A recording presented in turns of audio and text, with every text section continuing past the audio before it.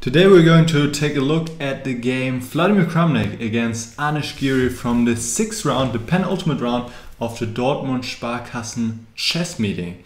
So you could also call this the duel of the best prepared players in the world. Kramnik and Giri are well known for the excellent opening preparation, and lately they teamed up. Giri was the second for Kramnik during the candidates, so this is of course also adding a little bit of a spark to this game, because playing against your second is not that easy. So let's get to the game. Kramnik with the white pieces. By the way, the engine bar is not on as I'm recording on my laptop, and you see it's also a little bit different background here. Let's get to the game though. Knight f6, d4. Kramnik, you see he's already choosing slightly off theory variations here, but it turns out that Giri was also well prepared for this, as Kramnik has done this in the past. Now b3, so we're clearly off theory here. White is not trying to immediately prove an opening advantage, just to try to get a game going here.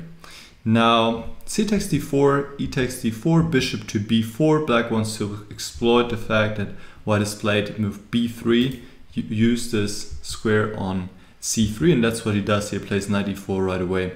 And also it makes sense to take on d4 early, so that white has to take back the pawn and the bishop is blocked right now. Bishop d3, knight to c6. Still, white doesn't really want to take an e4, black can just take back with the pawn, and this knight is still pinned. Castle, and now the knight is hanging on e4. So bishop to c3. Bishop takes, knight takes, queen to e1, and still Giri was blitzing out his moves here. Knight to b4, going after this good bishop on d3. This is one of the nice minor pieces white has in this structure, whereas the white squared bishop is not that great usually in this kind of Carlsbad structure we have here. So black goes about exchanging it. Knight to b1, knight takes d3. Of course, white doesn't want to take back now of the pawn. This would leave him with two isolated or two double pawns in the center, would weaken his pawn structure. So he takes on c3 instead. The knight is hanging, so it goes to f4, threatening the fork on e2. So white goes queen e3, attacks the knight once again. The knight retreats to g6. c4, takes, castle, knight c3. And here, for the first time, Giri was thinking. Kramnik had already spent some time on the previous moves, but black has done very well here out of the opening. He's doing completely fine. We have hanging pawns here on the white side. That means these pawns can be attacked by the black pieces. And usually it's a little bit tricky for the side with the hanging pawns, because you always have to make sure you're not losing these pawns. So me personally, I like to play against hanging pawns. It's just a little bit more comfortable. Still, the position remains equal. Here, Giri thought for the first time, he played bishop d7, reasonable move. Maybe even better would have been to go b6 to develop the bishop to b7. But that's really not too different. Bishop d7 played, rook fd1. Also here was an option to play with a4 and then to have the plan to play with c5. So at least the pawns are stable. Of course, you're giving up the d5 square, but at least the pawns are now pretty stable here, and maybe you can advance or use this square for your knight. Anyway, Kramnik went rook fd1, rook c8, and now once again c5 would be an option, but knight d2 was Kramnik's choice. Knight h4, queen to d3, knight f5, nice regrouping of the knight. The knight wasn't doing that much on g6, so Giri used two moves to bring it to a nice square here, attacking the pawn on d4, and it's protected. So well done. Rook ac1, queen to c7, and now Kramnik goes to d5. He feels like he needs to do something here. But Giri just continues bringing all his pieces into the game. Now we see both white and black have all the pieces developed in the game, and black is putting pressure on these c and d files. h3, creating space for the king, b6. So both sides still playing useful moves, and now Kramnik says, okay, I need to do something. Plays knight f3, offering this pawn, which Giri takes. Black has won a pawn, but Kramnik is arguing that this pin will be uncomfortable, and also that the structure here on the king side is not that favorable for black, and he's correct. White has enough compensation for the pawn here. Now rook to d3. This is protecting the knight and preparing to double on the d file. e5, a good move by Giri. He wants to go e4. And the point is that after knight takes e5, which is the obvious move and the move Kramnik played, now the rook can come in between here and offer a trade. Earlier with knight on f3 that wasn't possible. Here Kramnik could take on d4, that would be reasonable with an equal position. He likes to go rook f3, attacking the knight indirectly first. White would take on d7, then take the knight, so knight moves, knight h4, rook e3, knight f5, and here Kramnik could have repeated moves in fact. Rook f3 back. And maybe Giri would have taken the move repetition, and indeed the position is equal here. But Kramnik, he likes to play, he likes to push, and that made him a very attractive, spectacular player in recent years. He's really one of the greatest fighters in the top elite right now. He always likes to push, but sometimes also in an unobjective way when really he should take a draw. Here his move rook e1 is fine, but we'll see how it continues. And the position is not without life because black is having a potential passed pawn here on the queen side. This always gives him some kind of edge in the endgame. If you imagine all the pieces leaving the board right now and only a pawn endgame, only the kings on the board, then black would have very good winning chance. Probably would be winning. So this is the little edge that black has in this position.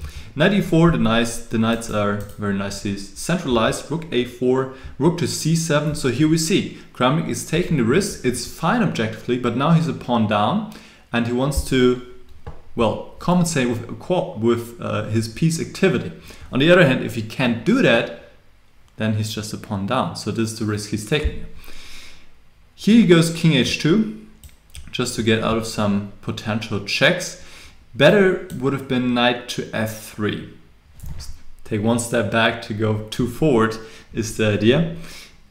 The point is that White wants to open up the e file for his rook, bring the knight to g5 and create some threats here. And this is not easy to defend for black. It's defendable, but not easy. Knight e6, rook d7, rook c8, knight d6. You have to find some precise moves here, and still the pressure continues, and white has some chance for sure. This is a nice move I just noticed right now. The point is that after knight takes c8, white is able to pick up both minor pieces, and still this position is far from clear. White has 2 knights, but black also has these 2 passed pawns. Very complex, and of course black doesn't have to go knight takes c8 at this point. After king h2, white is still fine. Once again here knight f3 would be the way to go with similar ideas we just saw to open up the e file. But Kramnik goes knight to g4, and here he has a concrete idea. He wants to play knight f6. So if black plays some random move, then at least white could make a draw here by sacrificing a knight and then giving this well-known perpetual check. Good pattern to remember for you guys, with the knight and the rook on the 7th rank. But Giri, of course, sees that coming and goes king f8, nice prophylactic move, because now knight f6 would be just too slow. Black could put something in between on the 7th rank.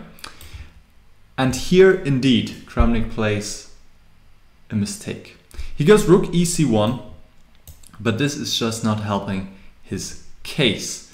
He would actually need to just come back. And with the centralized knights here and the rook also well placed on the e-file, white still has good compensation. And this would be still around equal, in fact. After rook ec1, the position becomes very difficult, if not to say lost, for white already. Rook e2, f3, and now black should just push the pawn, in fact, with a5. But Giri goes for knight h4, which looks very attractive, threatening to take on g2, forcing white to come back with knight gf2. And now bishop g6, threatening to take on e4. But here, Kramnik had another chance to get back into a game by playing the passive move, you might say, king g1, but he's keeping his rooks active, and that's the important point. And now if, for example, bishop takes e4, f takes e4, if black decides to save this pawn, then white would just double on the c-file, and he would have enough activity going on. Also after king g8, white would win back the pawn. He's a little bit passive here, but it's holding, and white is okay. After rook c8, however, white is not okay. Here, black keeps his extra pawn and is winning. And it's not just any extra pawns, these two passed pawns, A and B connected passed pawns, this is just too much. And we see how the game continues from here, but from here on, really, Giri doesn't put a foot wrong. He improves the position of his knight, and now it's time to push the pawns. And with this active rook here, white is not able to create any counterplay. You can see all the black pieces are on good squares right now. The bishop is active. It looks much better than earlier when the bishop was in e8, rook on d8, and so on. Knight was also somewhere, and now all the pieces are on good squares. Still, you have to be careful against a player of Kramnik's caliber, of course. So still precision is needed. Now in the 4 back, once again introducing the idea of bishop takes e4, which is why white cannot take on b6. So Kramnik goes rook c8, rook e8, takes. And now of course this has helped black tremendously in general. If you're up material or pawn up in the endgame, you want to exchange one pair of rooks, usually because that really reduces the counterplay that is possible in the endgame for the side with the less material. But Kramnik didn't see any better chance to continue, and here goes for this pawn. Black could just push here a4, but I also like Giri's approach. Why rush? No counterplay. Black is doing so well. There's no need for any complications, and that's the human way to play. That's also what I recommend for you guys. If you can avoid complications, then why not? King g3, king c7, bring the king over so that the rook cannot stop the pawn, as you see here. Rook h8. Rook c6, not stopping knight d6. I like how calmly Giri converts this. h5, now just taking the knight.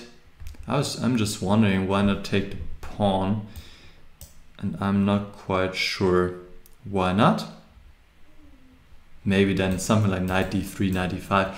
In either case, it's desperation what white is doing here, but Giri just chooses the most practical approach here, exchanges the knight and now pushes the pawn forward. Rook e8 pushes forward, rook e7, rook e8, king a7. Now after rook e7, black would just go rook c7 because if the rook takes e6, a7, the pawn, a2, the pawn cannot be stopped. Difference is with the king on b7, white could still go knight d6, bring the rook back. Now that's not possible. Black is about the queen. So Kramnik goes knight d2, a2, knight b3. Now Giri goes for the knight once again, rook takes a1. We reach in rook endgame. They say rook endgames have a huge drawing tendency, but this one is not one of them because black has these connected passed pawns. b5, king f4. Now the last moment to take some care, because here b4 would be premature, since after rook b2 black would be in a little bit of an awkward situation, in fact, as white is going to take this pawn, and then it's probably a draw. But Giri is attentive till the end, plays king b6, and then he'll push b4, support the pawn with his king. White has no counterplay, he's not anywhere near of counterplay. Black will be way too fast, which is why Kramnik resigned right now. Very good game by Anish Giri, who showed great opening preparations against one of the greatest opening players in the world. And it's really, you could argue, who has the title of the best prepared player in the world, but okay, that's not that important. And then Kramnik chose a good decision going into the endgame, sacrificing a pawn for compensation, and he equalized, and he could have taken the repetition. He pushed.